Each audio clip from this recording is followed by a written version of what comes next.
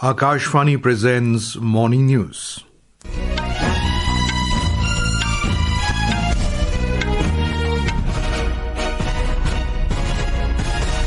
Good morning, I am Abhishek Mukhopadhyay. The headlines. President Droupadi Murmu to be on a 2-day visit to Uttar Pradesh beginning today. Union Home Minister Amit Shah rules out talks with Maoists holding weapons. UGC issues notice to 89 institutions including 4 IITs, 3 IIMs and Aligarh Muslim University for failing to comply with anti-ragging regulations.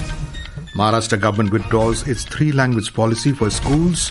Chief Minister announces a panel to deliberate on the policy's future. Kailash Mansarovar Yatra begins today after a gap of 5 years. IAEA Chief says Iran can restart uranium enrichment in months despite US airstrikes. And in badminton, Ayush Shetty wins maiden US Open title. Tanvi Sharma finishes as runner-up.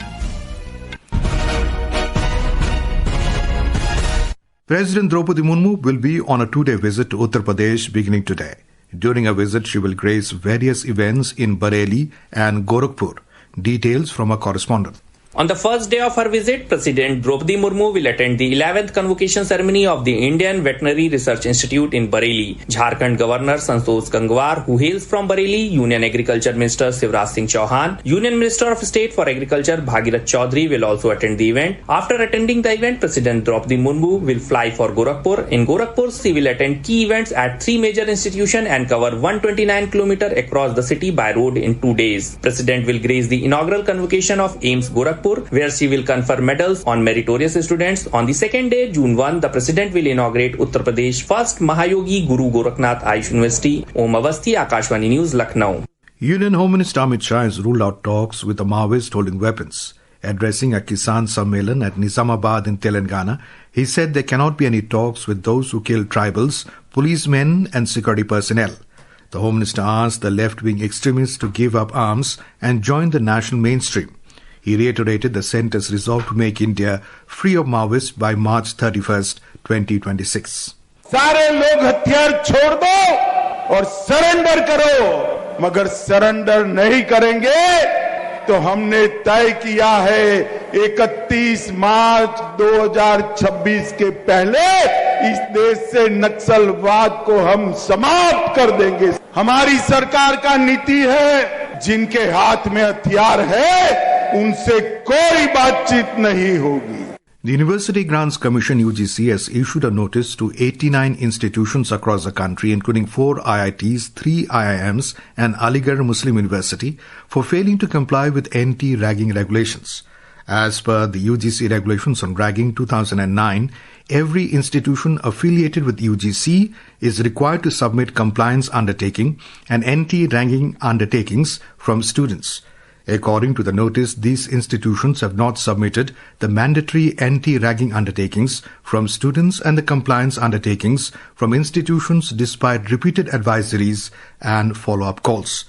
Compliance with the UGC regulation on ragging 2009 is mandatory for all higher education institutions. Non-compliance not only breaches UGC guidelines but also endangers student safety, especially amid rising concerns regarding ragging-related distress and hostile campus environments.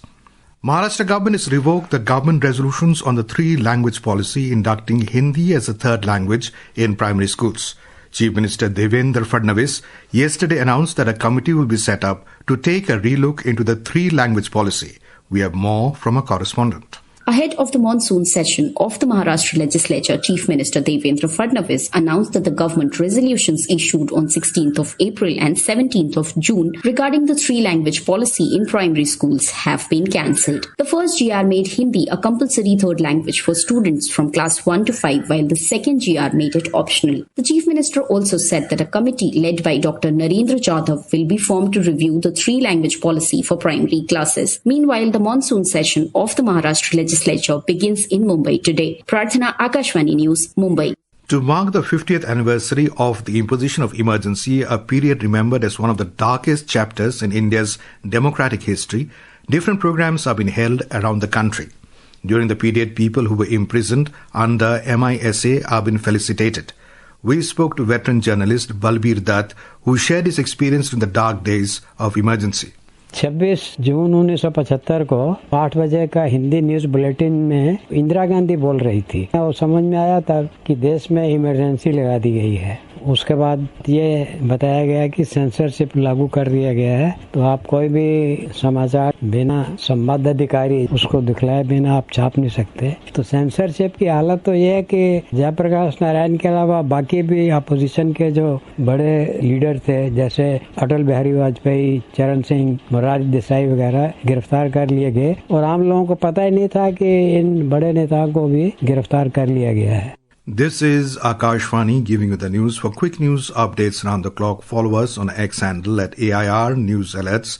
And for details of stories and more, log on to our website www.newsonair.gov.in and download News on AIR app. The Kailash Mansarovar Yatra is beginning today after a gap of 5 years.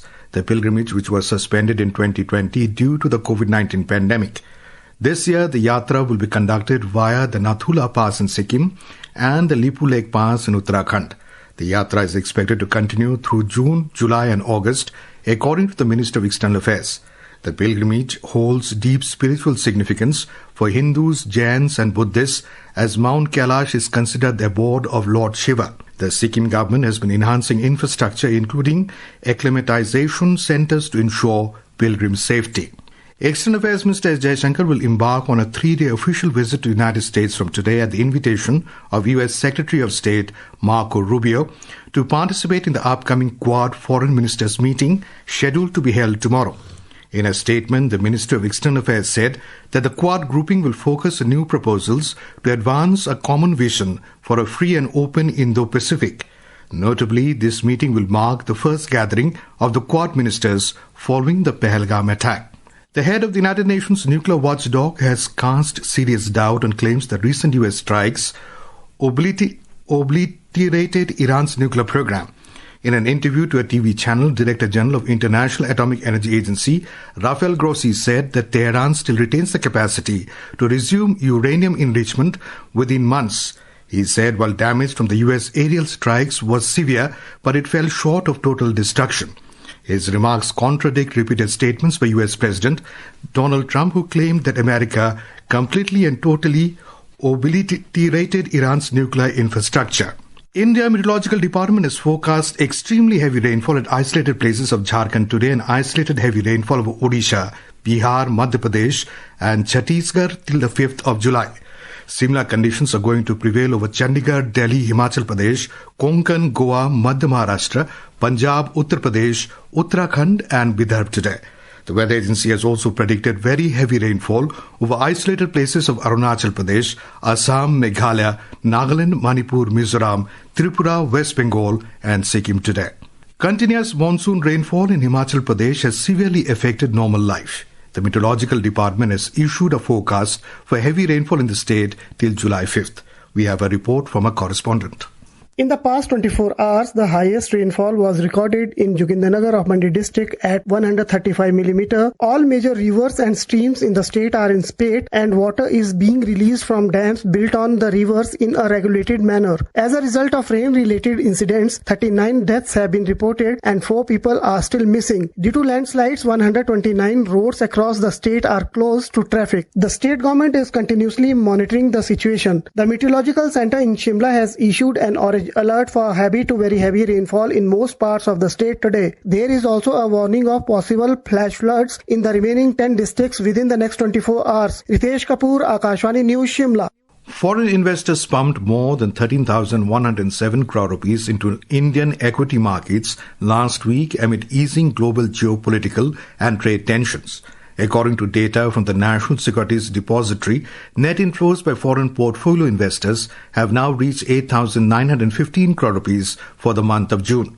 This follows a positive inflow of 19,860 crore rupees in May, marking the highest monthly inflow into equities so far this calendar year.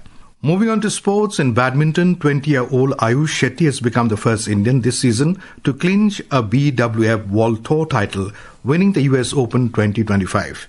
We have a report.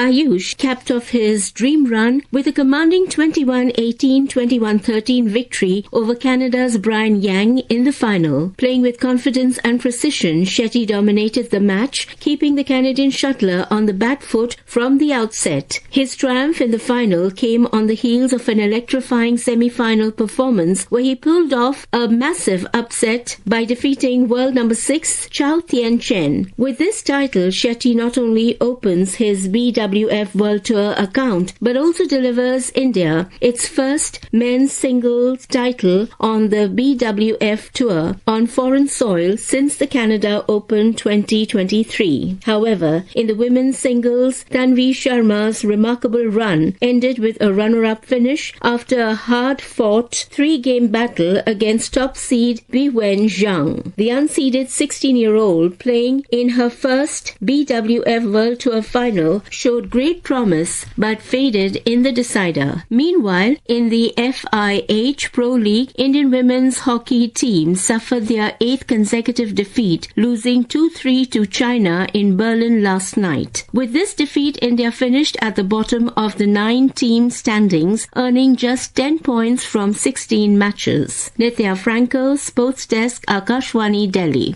The government has launched the GOI Stats mobile application, which will help stakeholders seamlessly access official data on the go. The initiative by the National Sample Survey Office, NSO, under the Ministry of Statistics and Program Implementation, marks a significant milestone in India's commitment to making official statistics accessible and user-centric for all citizens. The GOI Stats mobile application reflects NSO's vision of creating an all-encompassing data ecosystem. In a bilingual live phone-in program, Public Speak at 9:30 p.m. today, we will bring an insightful discussion on addressing mental health issues at an early stage with Dr. Nand Kumar, Professor of Psychiatry and in charge Centre of Excellence for Neuromodulation and Mental Health at AIIMS. During the program, the listeners will have the opportunity to answer expert questions on how to identify mental health issues at an early stage, how to seek correct treatment and ways to prevent mental illness. To participate, simply dial the telephone numbers 011-2342-1050 and 011-2331-4444 from 9:30 p.m. onwards tonight.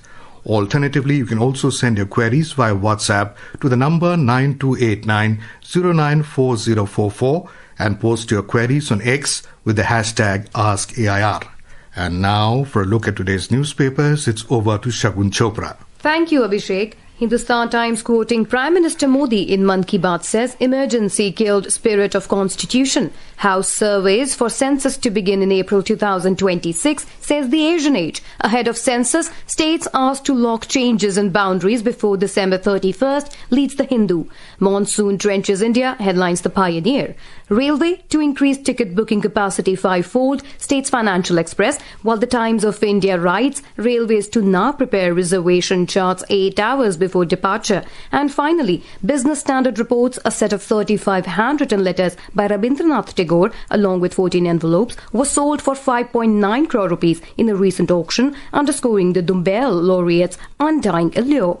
And with that, it's back to you, Abhishek. Thank you, Shagun. And now, before we end the bulletin, the headlines once again. President Droupadi Murmu to be on a 2-day visit to Uttar Pradesh beginning today.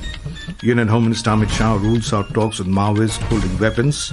UGC issues notice to 89 institutions, including 4 IITs, 3 IIMs and Aligarh Muslim University for failing to comply with anti-ragging regulations. Maharashtra government withdraws its 3-language policy for schools. Chief Minister announces a panel to deliberate on the policy's future. Kailash Mansarovar Yatra begins today after a gap of 5 years. IAEA Chief says Iran can restart uranium enrichment in months despite US airstrikes.